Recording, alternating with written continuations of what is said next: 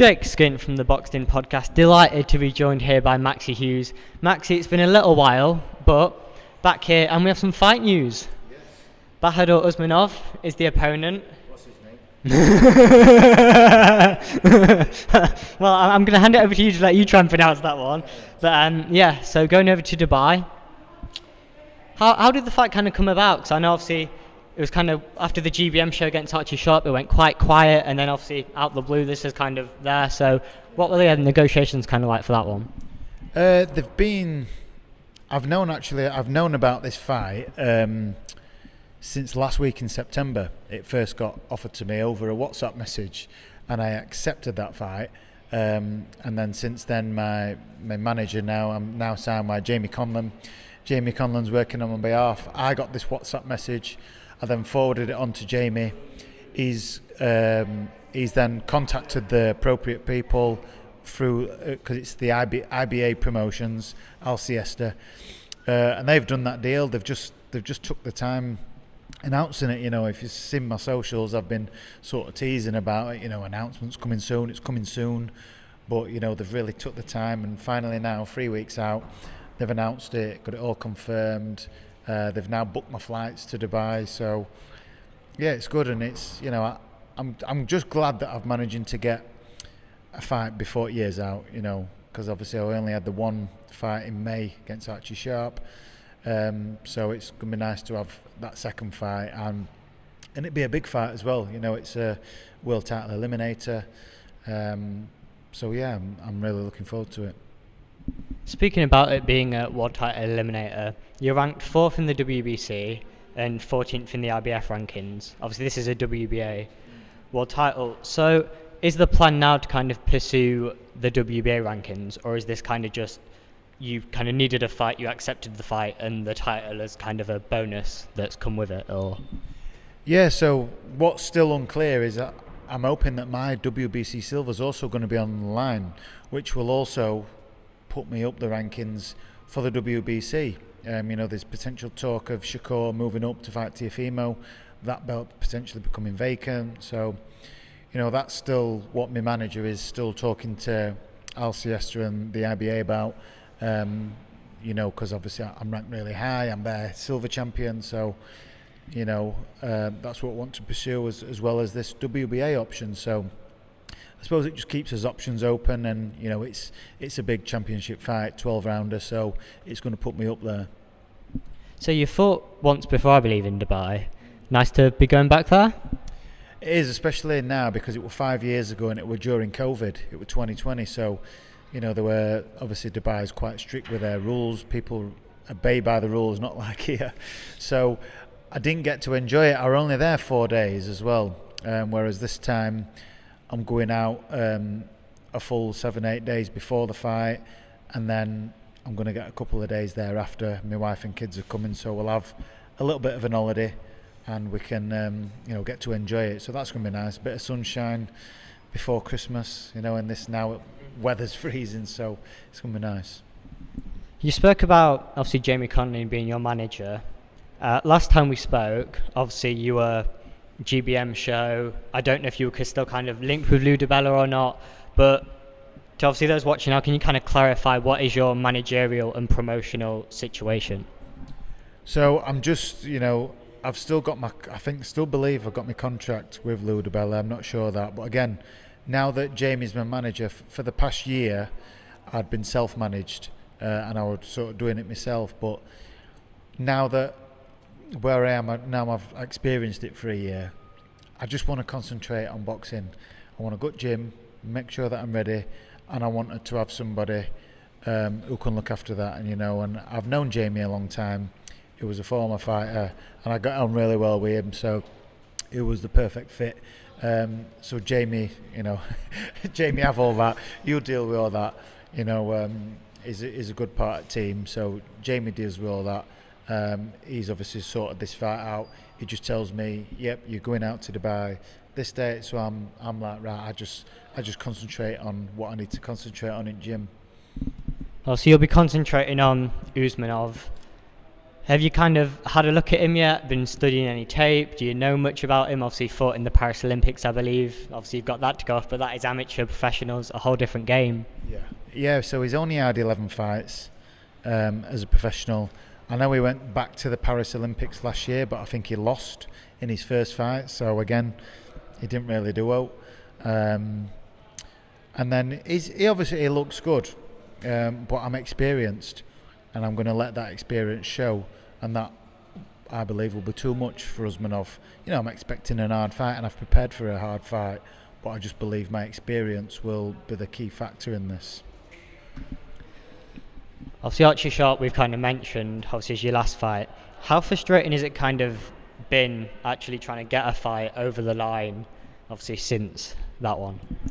Yeah, I really thought that winning the WBC silver and going up high in the rankings, a bigger fight would have come sooner, but I'm a bit long in tooth now. I'm in my 16th year as a pro, so I know how boxing works, and sometimes it just works like that. So it is, I suppose it is, but I've kept busy. I've kept myself in gym, make sure I do my training. Got a little project on go at home, turning my garage into a gym, so that's kept me busy. So yeah, it's just life. I've learned to accept this is just how life in boxing is. Sometimes you're boxing regular, and sometimes go on, Mick, you're in gym, son.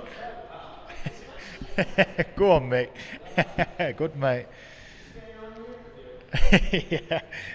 So it's just that's just how life is, and that's what I accept of it. So yeah, it's just boxing.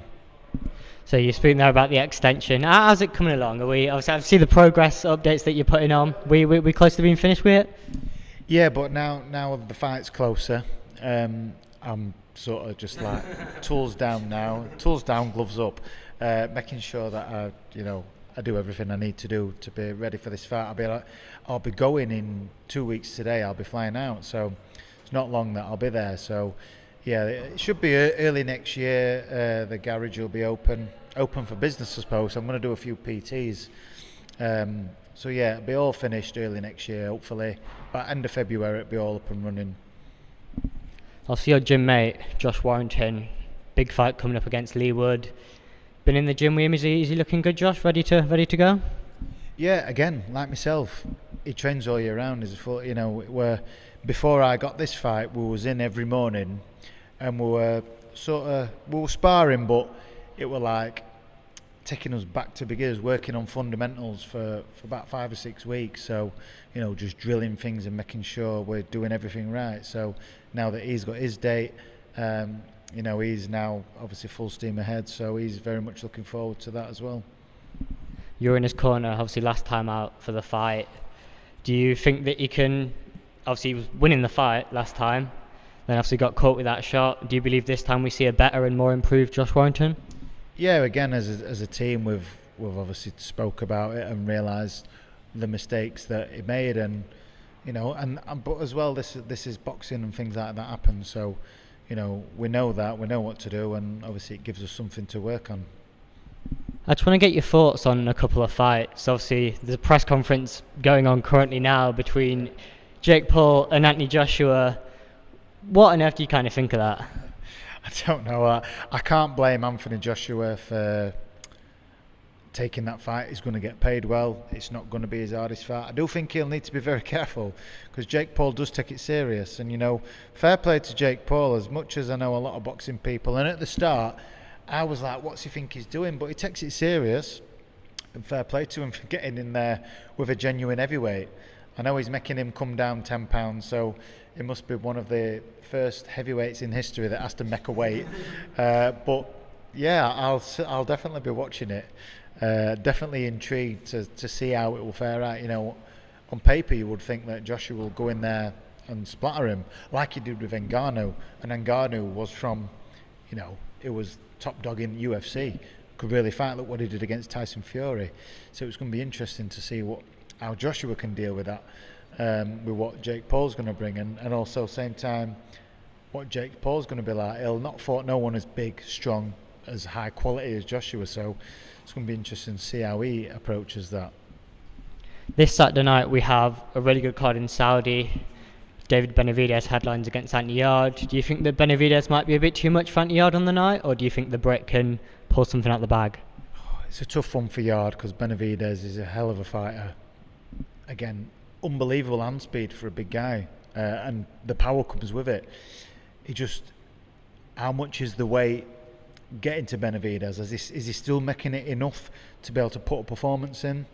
Because if not, that's where Anthony Yard can take advantage. But it's if Yard's got that left. I know he's had a couple of hard fights. He's been in some top fights. So again, another great fight. What about the two Americans in the co-main event, Haney and Norman Jr.? I've seen a lot of Haney, but I haven't actually seen Brian Norman Jr. I had a look at his record over there to see what he's about. He's obviously a big puncher, and I've seen a few people online like predicting that Norman might stop Haney, and I'm like, that's quite bold because Haney's very slippy, very good elusive fighter. So again, I'm looking forward to watch that, to see what Brian Norman Jr. is about, and see if these predictions are right that he might stop him. And obviously finally we got another Brit on the card, Sam Noakes. He fights for the WBO world title against Abdul Mason. Do you think Mason is going to be a bit too slick, or do you think Noakes can become world champion? I hope he does. He's a real likeable kid, Sam, and we've spoke a couple of times on Messenger, and he's a real nice guy. So I'm hoping he does it. But it is an hard fight. They're all hard fights at that level. But you've got to sort of favour Sam with the bit more experience at championship level. But it is going to be a tough fight. When the fight got announced, I messaged Sam and I said, I think your best chance is to get him late on, because his hand speed's absolutely rapid, is Mason, but I think he might be able to fade, and that's where Sam can come on strong. So rooting for Sam and hoping he can get that and get it by stoppage. Sam Noakes looking for a world title, hopefully. We'll be saying the same about you soon, Maxi. Thanks very much for your time.